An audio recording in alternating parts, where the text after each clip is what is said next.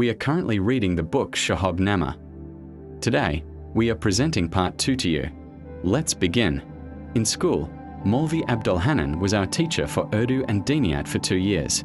He was a cheerful, light-hearted, and kind man. He had a fair complexion, sharp features, a golden French-cut beard, and a gentle, music, contented demeanor. He had recently gotten married. While teaching, he would suddenly fall silent at times, close his eyes, and swaying, he would say, "Subhan Allah, Subhan Allah. Life is such a strange thing." One day, Maulvi Abdul Hanan came to class looking very dull, stretching his legs on the mess. He half reclined on the chair, closed his eyes, and said sadly, "I'm not feeling well today. There will be no lesson." The other boys happily got busy playing games, but I, painting a look of concern on my face, sat down near Maulvi Sahib's feet with great solemnity. His nostrils were flared, his eyes were wide, his ears were flushed, and a strange glow shone on his pale face. His turban was tied loosely, and his hair was disheveled. Hoping to cheer him up, I tried 2 or 3 times to tell him some fresh news about the city, but each time he scolded me sternly and silenced me. Seeing this tactic wasn't working, I started complaining about Lal Din, the caretaker, that he didn't pay attention to the school's cleanliness. "Why are you backbiting Lal Din?" Maulvi Sahib said weakly, "What has that poor man done?"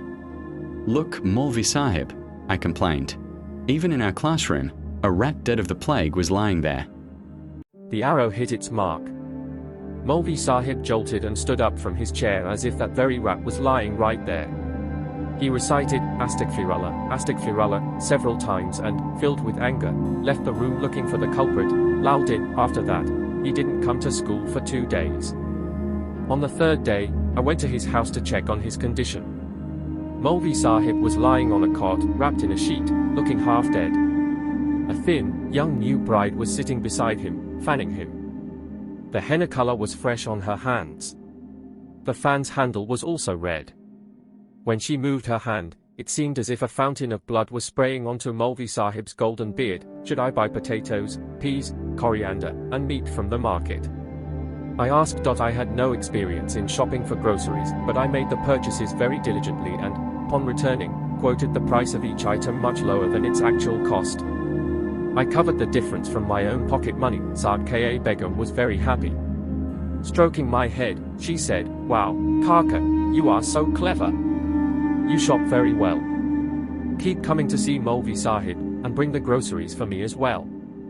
I liked Sadka Begum's command very much. Now, instead of going to school, I would go straight to Maulvi Sahib's house every day.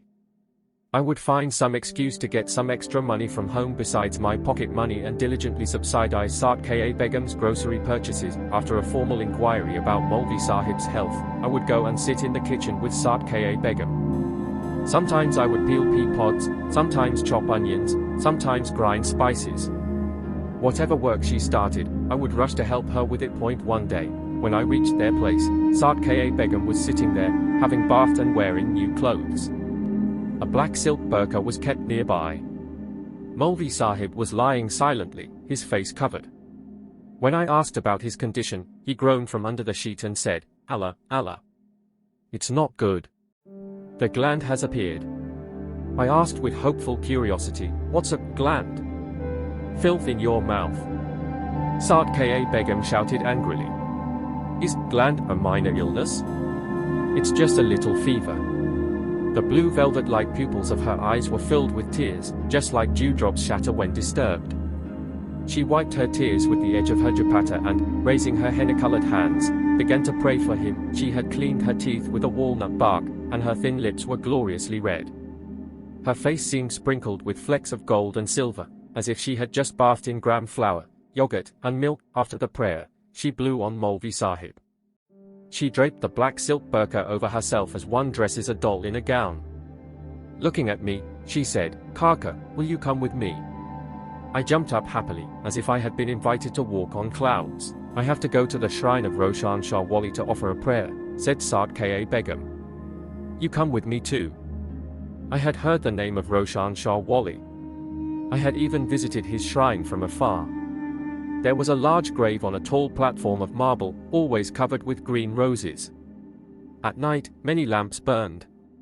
Muslims would go inside to recite Fatiha and Darud or offer nazar, votive offering, but even Hindu Dogras would rub their hands on the shining glass enclosure and salute the shrine with reverence. I very smartly assured Saad Ka Begum that I knew the way to the shrine of Roshan Shah Wali very well and would take her there easily. The nazar of Jada, saffron rice, was prepared in a china plate. Saad Ka Begum covered it with a lace handkerchief and handed it to me. As a gesture of reverence, I puckered my mouth into the roundest shape possible, said, Bismillahir-Rahman-Ir-Rahim, loudly, and held the plate respectfully with both hands. Saad Ka Begum kept a folded and stitched sheet with her to offer at the shrine. We hired a horse-drawn tanga for the shrine from Maulvi Sahib's neighborhood. I tried to sit on the back seat right next to Saad Ka Begum, but to balance the carriage, the tanga driver ordered me to sit in front. At first, I was very upset. But when we reached the paved road, I started enjoying it. The coal tar spread on the road, melted by the sun's heat, had become soft like a quilt.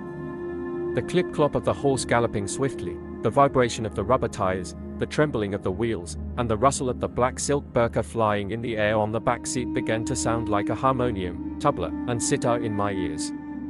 My heart started singing inside, and before I knew it, I had jumped from the tanga and was seated on the throne of Solomon, which jinns and fairies carried on their shoulders, flying around. All the creatures walking on the street outside started to seem very sad, utterly lowly, very poor, and infinitely deprived. Carried away in the wave of my own fragrance and happy state, I involuntarily slid the lace handkerchief aside and started eating the jada with big morsels, relishing it. Seeing this, the tanga driver grunted loudly and started shouting to Saad Ka Begum, BBG, look. Your boy is falsifying the offering.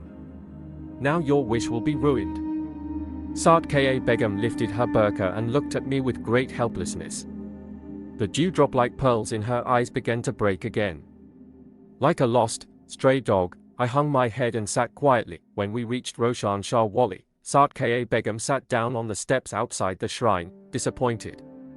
Kaka, what have you done? She said. You've spoiled the offering. What will we offer at the sacred shrine now?